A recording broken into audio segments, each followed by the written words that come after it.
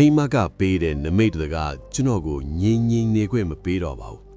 ဟီမာဝန်တာရဲ့အေးဆက်လာတဲ့လေတူထဲမှာကျွန်တော်တယောက်တည်းရှေ့ကိုဆက်တိုးနေခဲ့တယ်လမ်းပြမြေပုံတွေမှာမပါတဲ့တောင်ကြားတစ်ခုတည်းကိုရောက်သွားတဲ့အချိန်မှာတော့မြူနင်းလေကြားတွေကနေရာစုနှစ်ပေါင်းများစွာတက်တန်းရှိပြီဖြစ်တဲ့ကျောင်းပြတ်ကြီးတစ်ခုပေါ်လာခဲ့တယ်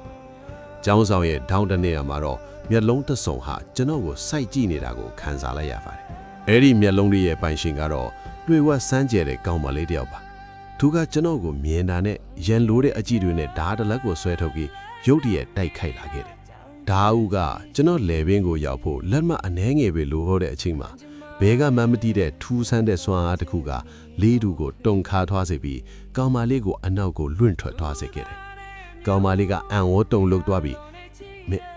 မင်းကိုတခုခုကကာကွယ်နေတာပဲလို့တိုးတိုးလေးရေလွတ်လိုက်တယ်သူကကျွန်တော်ကိုသူတို့ရဲ့မျိုးနာစုတဲ့နေထိုင်တဲ့လွှတ်ဝတ်ရွာလေးစီကိုခေါ်သွားခဲ့တယ်ရတဲ့ကြီးမရှိတော့တာကြောင့်ဒီရွာကိုဘယ်လူစိမ့်မှခြေဦးမလက်နိုင်ခဲ့တာကြားပြီမင်းကတော့ပထမဆုံးပဲလို့သူကပြောပြတယ်ညနဲ့လာတဲ့အခါမှာတော့ကောင်မလေးကကျွန်တော်အတွက်ဒေးခုဖို့နေရာပြင်ဆင်ပေးပြီးအခန်းထဲကနေတိတ်ဆိတ်စွာထွက်သွားခဲ့ပါတယ်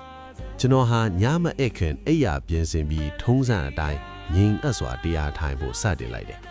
နိုင်ဝက်လောက်အကြာမှာတော့ထူးဆန်းတဲ့ခန်းစားချက်တစ်ခုကကျွန်တော်ဦးခေါင်းရဲ့အထက်မှာပေါ်လာခဲ့တယ်အဲ့ဒီစွမ်းအားတစ်ခုဟာကျွန်တော်ရဲ့စိတ်ထဲကိုတဖြည်းဖြည်းနှိမ့်ဝင်သွားပြီးနှရှင်းတဲ့အသက်ရှူတန်းတစ်ခုကိုအာယုံမှာကြားလိုက်ရတယ်ဒါဟာရစ်တဲ့ကြီးရဲ့အသက်ရှူတန်းဆိုတာကျွန်တော်သိလိုက်ပါတယ်။ကောင်လေး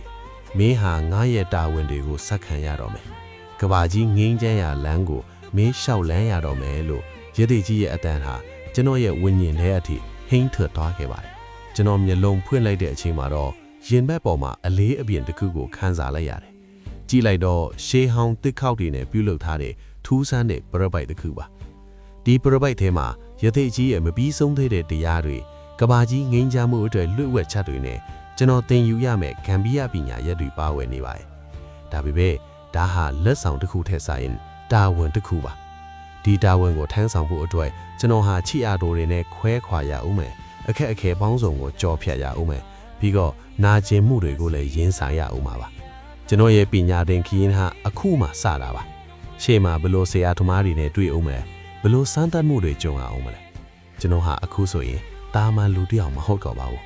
ကျွန်တော်ဟာဂမ်ဘီယာခရီးတွေဖြစ်သွားပါပြီ